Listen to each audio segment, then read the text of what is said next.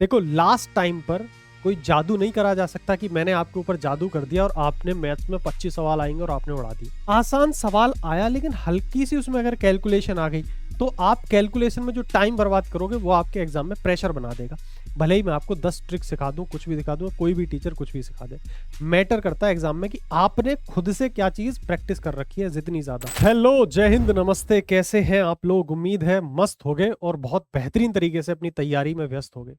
Group D का exam बिल्कुल सामने है और कई सारे कमेंट्स आ रहे थे भैया कि हमें मैथ्स में डर लग रहा है।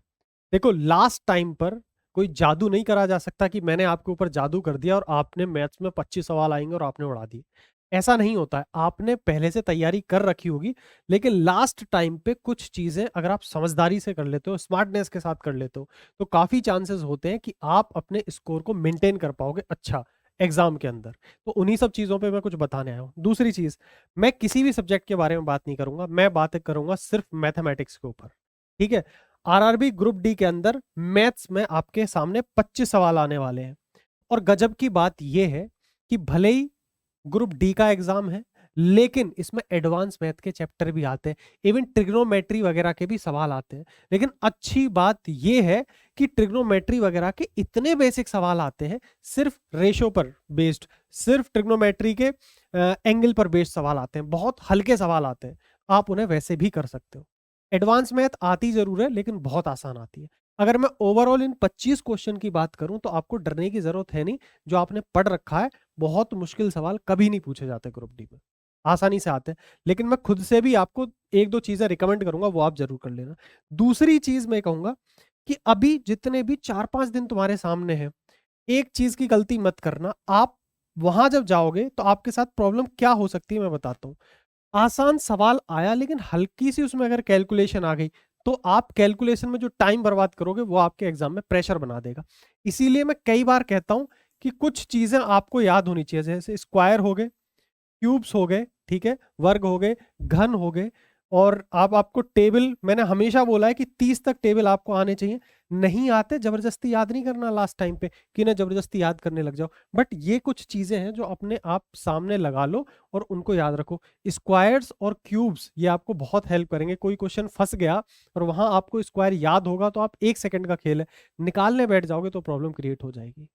ये चीजें समझनी है आपको। मैंने कई बार बोला ट्रिपलेट्स वगैरह भी आप याद करके रखो। तो जो कैलकुलेशन के लिए मैंने पार्ट बता रखा है, एक वीडियो भी है कैलकुलेशन के ऊपर मैंने डाली हुई है कि आप अपनी कैलकुलेशन को कैसे इंप्रूव कर सकते हो। वो लॉन्ग टर्म का गेम है, बट लास्ट टाइम पे कुछ इनको जरूर रिवाइज करते रहना। आपने 3-4 दिन भी रिवाइज कर लिए, 1 से लेके 50 तक के स्क्वायर रिवाइज करना कोई बहुत बड़ी खेल नहीं है। ठीक है? क्यूब की बात करूं, 1 से लेके 25 या 1 से लेके 30 तक रिवाइज करना। लास्ट टाइम पे रिवाइज ना हो, 20 तक तो आप एटलीस्ट रिवाइज करके रखना। डेली थोड़ा थोड़ा सा, 10-10 मिनट सुबह, 10-10 मिनट शाम को भी दोगे तो ये चीजें आपकी आंखों के सामने रहेंगी। सीधा कोई ऑप्शन भी आया तो टिक मार के आ जाओगे आप। तो सबसे पहली चीज तो कैलकुलेशन में कहीं भी टाइम वेस्ट ना हो जाए, तो जो कैलकुलेशन के बेसिक टूल्स हैं उन्हें जरूर इस्तेमाल करना। ठीक है? और बहुत सारे जो मेथड्स होते हैं, जैसे कि डिजिटल सम वगैरह लगाने की आपको आदत होनी चाहिए, शायद आपने प्रैक्टिस करी होगी। नहीं भी करी है लास्ट टाइम पे, कोई चेंजेस मत करना। कोई भी नया कार्यक्रम, नया एक्सपेरिमेंट मत करना क्वेश्चंस के साथ। जैसे प्रैक्टिस करते आए हो लंबे समय से, सिर्फ वही मेथड काम आने वाला है एग्जाम में, इस चीज का ध्यान रखना। भले ही मैं आपको 10 ट्रिक सिखा दूं, कुछ भी दिखा दूं, कोई भी टीचर कुछ भी सिखा दे, मैटर करता है एग्जाम में कि आपने खुद से क्या चीज प्रैक्टिस कर रखी है। जितनी ज्यादा वही चीज आप लगा पाते हो एग्जाम में जाकर। थोड़ा सा रियलिस्टिक रहने की जरूरत है। अब मैं आपको 2 प्लेलिस्ट बता रहा हूं। देखो, बहुत ज्यादा ऐसा नहीं बताऊंगा कि आप जिन्हें कर ही ना पाओ। 2 प्लेलिस्ट मेरे कहने से छोड़ के मत जाना, मैं ये कहूंगा। और आप जब एग्जाम में बैठोगे तो इन 2 प्लेलिस्ट में से आप महसूस करोगे कि हाँ भाई, मैटर फंस रहा है। और कुछ लंबा चौड़ा खेल नहीं है। ये रहा अपना channel, skill of selection YouTube channel. एक प्लेलिस्ट तो मैं कहूंगा कि 100% कंप्लीट करके ही जानी है आपको। उस प्लेलिस्ट का नाम है डेली डोज।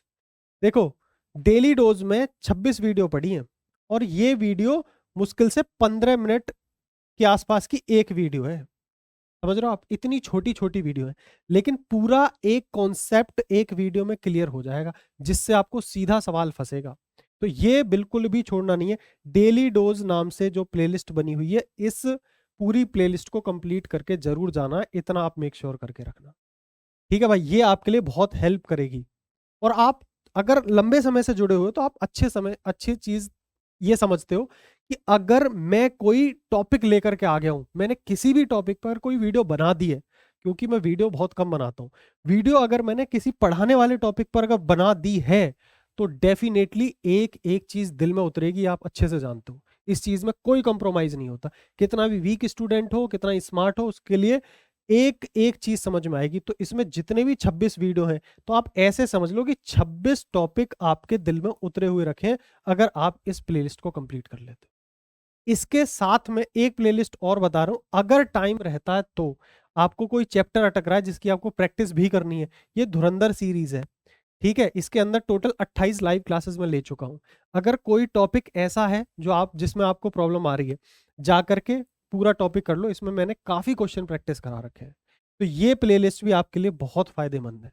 डेली डोज तो एक सिंगल टॉपिक छोड़ मत देना, सारे टॉपिक इंपॉर्टेंट है, उसे जरूर कर लेना, इसीलिए तैयार करी गई है वो प्लेलिस्ट। एक डेली डोज जैसी प्लेलिस्ट में अभी और प्लान कर रहा हूं, अभी उसके बारे में बताऊंगा नहीं। क्लियर है भाई? ये दो मैंने प्लेलिस्ट बताई है। 25 सवाल आएंगे, आपने पहले से तैयारी कर रखी है। लास्ट टाइम पे डर लगना जायज होता है कि मेरे कितने नंबर आएंगे, बट सच ये है कि अगर आपने पहले से प्रैक्टिस कर रखी है तो 25 क्वेश्चन ऐसा कुछ बवाल नहीं है। आराम से आप 25 में से 25 भी सही करके आ सकते हो। गलती से एक का आध गलत हो गया तो 23 24 तो डेफिनेटली आप करके आओगे। क्लियर है? प्लेलिस्ट मैंने बता दी, जरूर फॉलो करना। कैलकुलेशन के लिए मैंने बताया कि रिवीजन जरूर करते रहना, स्क्वायर क्यूब टेबल्स वगैरह का लास्ट टाइम पर ये आपको जाकर के क्लिक करेंगे वहां पर एग्जाम में। ठीक है, इतनी सी बात थी। कमेंट जो आ रहा था उसका मैंने रिप्लाई कर दिया है कि भाई घबराने की जरूरत नहीं है, मैंने चीजें बताई, आप एक बार उन्हें करो तो सही। आप 26 वीडियो उन्हें कंप्लीट करो, आपका कॉन्फिडेंस भी बूस्ट होने लग जाएगा कि हाँ यार इतनी आसान तो है, मुश्किल कहाँ है। ठीक है, बाकी मिलते हैं अदर वीडियोस में। मस्त तरीके से एग्जाम देने जाया करो, कॉन्फिडेंस में रहा करो, मेहनत अगर करते हो तो आत्मविश्वास बना रहना चाहिए। ठीक है, तब तक के लिए टाटा बाय बाय, नमस्कार, मिलते हैं अदर वीडियो।